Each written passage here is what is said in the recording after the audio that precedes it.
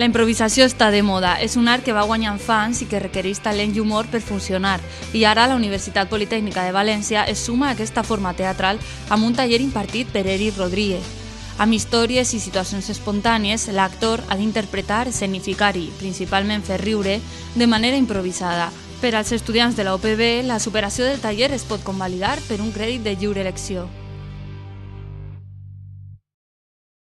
Improvisar tiene mucho significado, pero sobre todo para mí la improvisación es algo que sale de la espontaneidad del ser humano y no es necesariamente hacer las cosas por hacerlas. Es una acción acompañada de una reacción, es una motivación, es un motor, es crear con elementos que existen. El improvisador realmente no inventa nada, todo lo que tiene lo tiene en su cerebro, lo tiene en su corazón. Y el entrenamiento del improvisador realmente recae en cómo sacar esas cosas efectivamente, cómo utilizarlas o permitirse expresarlas. Y pues prácticamente la improvisación es algo que ya está. Por eso te digo que el significado de improvisar, el diccionario da uno y los improvisadores cada uno tiene su significado totalmente diferente. Pues mira, mis clases se diferencian de las demás clases de improvisación porque la preparación que yo tengo son muchas cosas. Dentro de mis estudios en psicología, lo que estábamos hablando del Kriya Yoga, que para mí son herramientas o cosas que van haciendo que la improvisación no sea solo enseñar una técnica, sino una forma de vivir, una forma de expresarse, de desinhibirse, de moverse un paso más allá de lo que uno está en este momento. Y pues yo le ofrezco a las personas la oportunidad de conocerse, entenderse y de que no sea yo el que haga el trabajo por ellos, que ellos mismos se encuentren por medio del trabajo en grupo, de la creación colectiva. Eso es lo único que yo hago. Yo hablaba con un amigo en estos días de la compañía Planeta Impro en Barcelona y nos gusta hablar porque siempre él está en sus preparaciones actorales y las trabaja en la impro, y yo estoy en mis otras preparaciones y las trabajamos y nos sentamos y dialogamos. Y llegamos a la conclusión de que nosotros no hacemos reír, sino que creamos historia.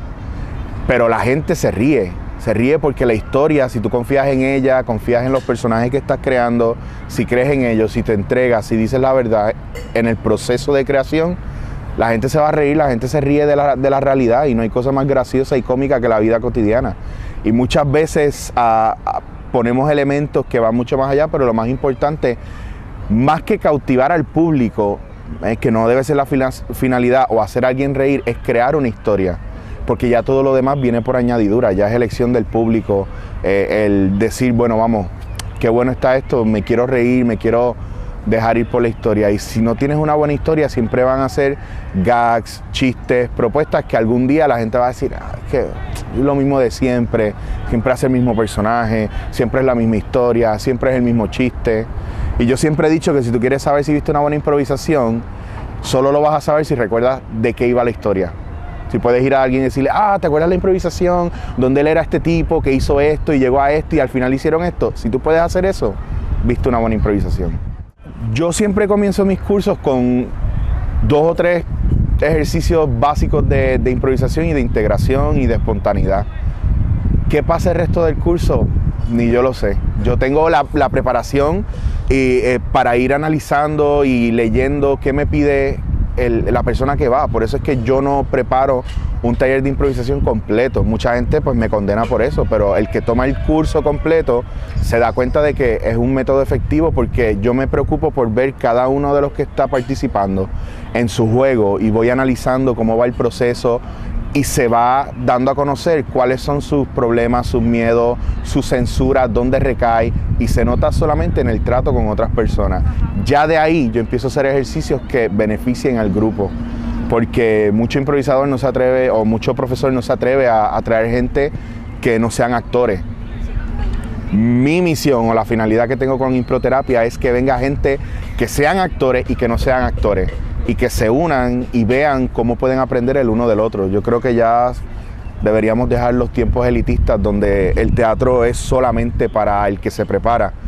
Ya está entrando todo el mundo al teatro, pues vamos a empezar a instruir a la gente que está dentro pero no tiene la preparación, o la gente que quiere conocerlo. No porque tomes el taller significa que te vas a dedicar a la impro. te puede ayudar en tu trabajo personal, como en la botica, como en Mercadona, o en el supermercado, o en la librería, con la gente, trabajar con la gente.